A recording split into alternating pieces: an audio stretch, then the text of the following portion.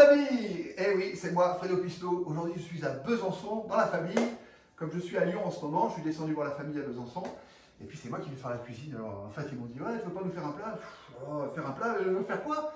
Et puis, j'ai regardé dans le frigo qu'il y avait. Et puis, bon, il y a un peu les ingrédients pour faire un tagine.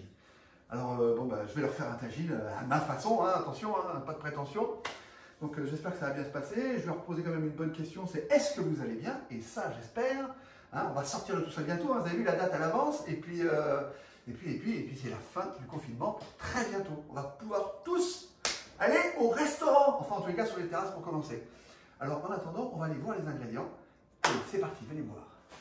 Alors pour cette recette, il nous faudra, déjà pour commencer, du poivre, du curcuma, du cumin, du paprika, une bonne cuillère à soupe de concentré de tomate, environ, je sais pas, un petit bol de concassé de tomates, 2 tomates, un peu de viande de bœuf, quelques pommes de terre, des carottes, des petits pois, des oignons et de l'ail. Ensuite, évidemment, de l'huile d'olive et puis du sel. Et on peut commencer la recette. Alors, pour commencer, on va se couper les oignons. Alors là, moi, j'en ai pris 3 beaux oignons. Alors, c'est déjà sympa, hein. Ils m'invitent, bon là je leur fais la cuisine, je leur vide leur frigo. Mais bon, ils sont déjà très gentils, alors allons-y. J'espère que je vais leur faire un bon plat. Allez, alors c'est pas mes outils habituels, hein, mais on va se débrouiller, il faut toujours se débrouiller.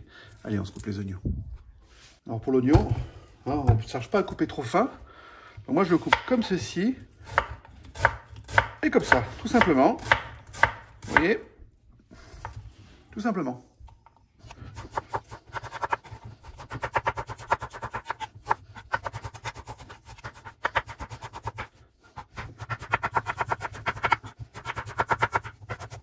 Voilà, les oignons sont coupés. L'ail, pour l'instant, je mets de côté.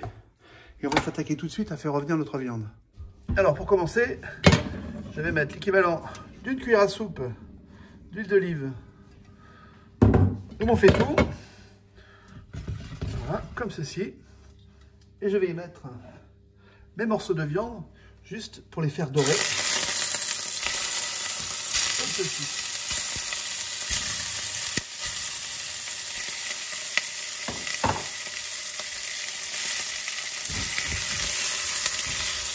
Je vais juste les faire dorer. Hein.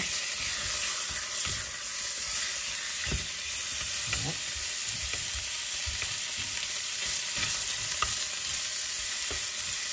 Je vais rajouter mes gousses d'ail écrasées.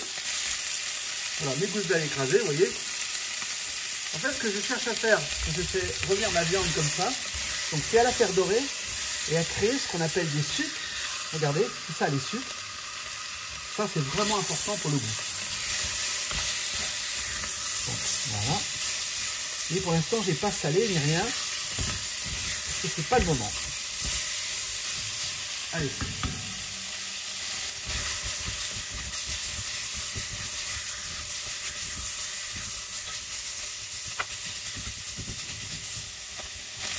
Donc, ma viande est assez revenue. Vous voyez les sucs qui se sont formés au fond de la casserole, regardez. Et on les voit bien, hein. Voilà, ça c'est vraiment très important. Maintenant, je vais enlever mes morceaux de viande qui ont été dorés. Voilà, tout simplement. Hein. Et quand j'aurai enlevé tous mes morceaux de viande, je vais rajouter mes oignons.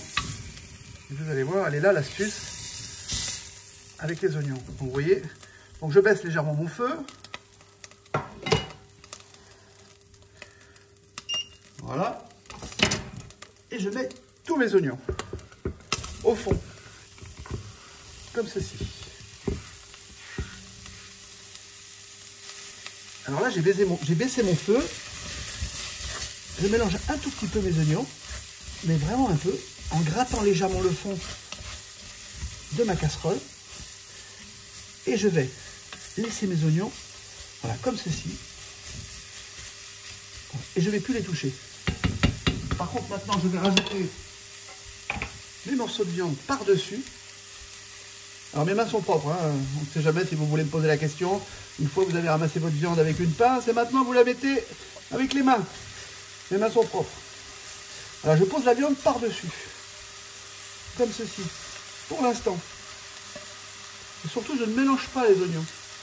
Et je laisse cuire tout doucement. Et pendant ce temps-là, on va s'occuper de nos légumes. Et là, je m'attaque à mes carottes. Bon, les carottes, c'est simple, hein. Vous avez déjà épluché les carottes, hein. Donc je coupe le bout. Comme ceci. D'abord. Ensuite, quand tous les bouts sont coupés, je vais commencer à éplucher. Alors là, j'ai cet appareil que je ne connais pas. Il doit être pas mal, hein, on va essayer. Ben, écoutez, c'est pas mal du tout.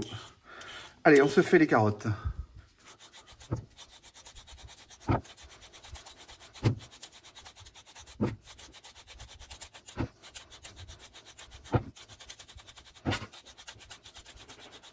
Et voilà, mes carottes sont épluchées. Je vais débarrasser mes épluchures. Rappelez-vous que les épluchures, on ne les jette pas. On peut faire du terreau avec si on a l'occasion d'avoir ce qu'il faut. Donc moi, ça ne va pas à la poubelle. Ça va directement dans le compacteur. Un composteur, compacteur. Voilà, directement. Parce que j'ai de la chance ici, ils en ont un. Allez, maintenant, je vais m'attaquer aux pommes de terre. Alors, pour les pommes de terre, c'est pareil. Alors, comme je vous ai dit, hein, c'est un tagine de légumes que je fais. Je ne suis pas chez moi. J'ai pris les légumes que j'ai trouvés.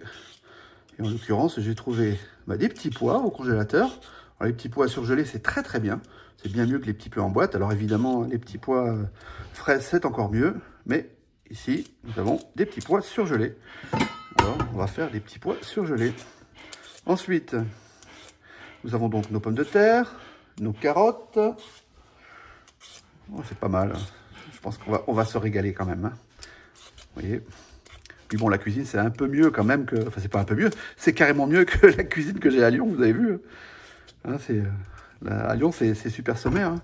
J'ai pas d'outils, j'ai rien à Lyon. C'est vraiment... Enfin...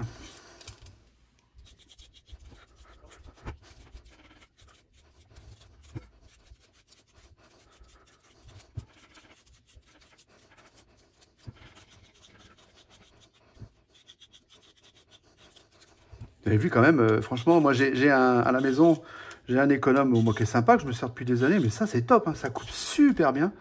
Franchement, c'est précis. Et puis je pense que c'est plus rapide même que l'économe de base que j'utilise habituellement. Franchement, c'est un bon produit ça. Voilà, je découvre cet économe. Allez, les pommes de terre sont épluchées. On passe à la suite. Alors maintenant, on va couper nos légumes. Alors là, c'est super simple, hein. Vous voyez, voilà, la carotte, je la coupe une fois dans ce sens-là. Et une fois dans ce sens-là. Vous voyez? Et on va tous les faire comme ça.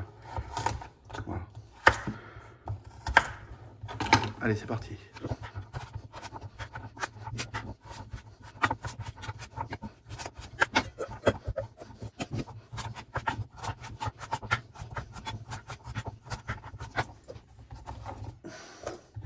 Et voilà. Donc nos carottes sont coupées. Alors, vous avez vu qu'il y en a qui sont un peu plus grandes parce que ça ne se coupait pas en deux. Mais comme ça, c'est très très bien. Et on va faire pareil avec nos pommes de terre.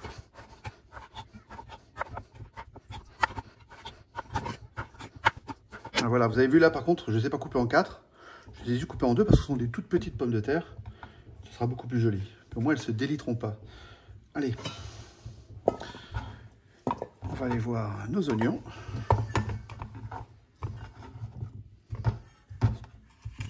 Allez, c'est parti. Alors... Vous voyez, ça a bien rendu du jus, comme je veux, impeccable. Surtout, on ne mélange pas. Maintenant, je vais couper mes tomates.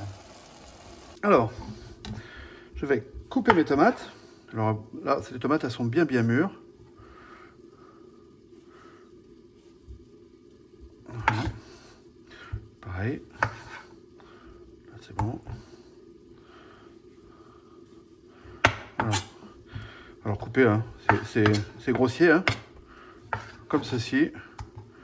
Ça ira très bien. Et on va les mettre dans notre casserole. Allez, c'est parti. Alors, comment ça se passe? C'est pas mal du tout. Vous voyez, on n'a pas mélangé, comme je vous le disais tout à l'heure. On va mettre nos morceaux de tomates à droite et à gauche. Un peu comme ça. bien dispersé.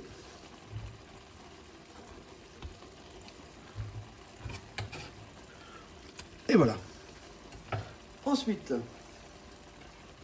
on va mettre nos pommes de terre. Alors j'en mets un peu partout. Alors vous avez remarqué, comme je vous l'ai dit, je ne veux pas mélanger. Volontairement, je ne mélange pas. Je veux que ça cuise comme ça, tranquillement. Je vais remonter mon feu. Parce que là, il s'est arrêté, là, j'ai pas compris. Alors, parce que j'ai posé quelque chose. J'ai pas l'habitude, moi je travaille avec du gaz d'habitude. Voilà, c'est parfait. Donc je fais ça. Et voilà. Parfait. Donc là, je mets une partie de mes pommes de terre. Voilà. Et je vais mettre mes carottes. J'en mets partout. Il faut qu'il y en ait partout.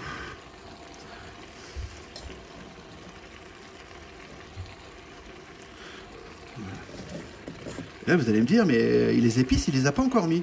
Ben non, les épices, je les ai pas encore mis. Vous allez voir pourquoi. Parce que moi, je les mets pas sur ce coup-là. Je vais pas les mettre en poudre par-dessus, puisque comme je vous ai dit, je veux pas mélanger. Donc, si je mets en poudre par-dessus, ça tient pas debout. Donc, je fais comme ça. Voilà. Je mets mes autres pommes de terre. Non, ça va être un sacré tagine, puisqu'on sait que on a encore des petits pois à rajouter. Hein.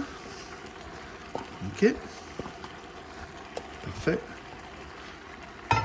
Et les quelques carottes qui nous restent. Ah, c'est bon les légumes, il faut en manger. Hein. Voilà, ça c'est magnifique. Alors, pour les épices, voilà comment on va faire. Voilà mon cul de poule. Voilà mes épices. Je mets tout au fond de mon cul de poule.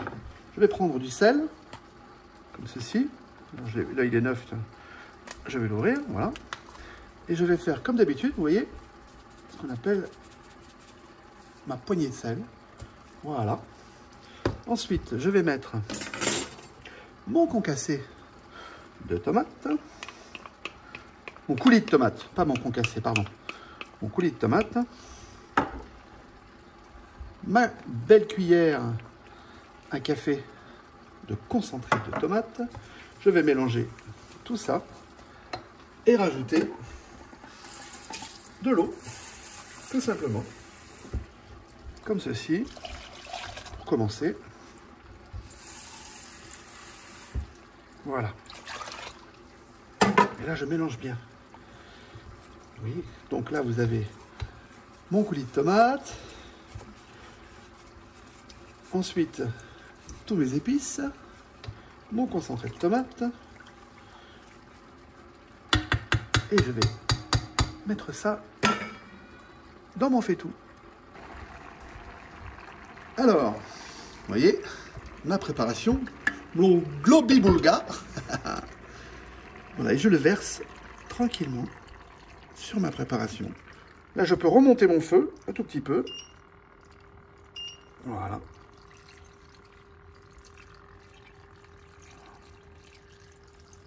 Allez, pour l'instant, ça suffira. Et je vais rajouter mes petits pois par-dessus.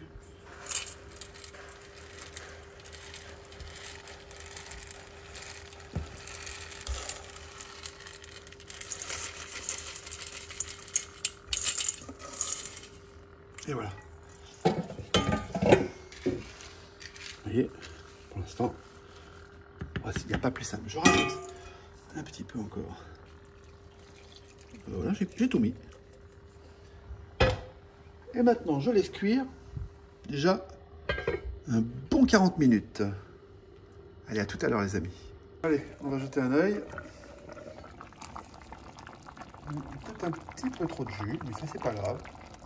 En tous les cas, ça se présente bien. Je vais regarder un peu la cuisson des carottes et des pommes de terre. Alors, un petit intermède, pendant que ça cuit. C'est toujours joli à l'intermède, n'est-ce pas? Alors voilà, regardez ce bouquet magnifique.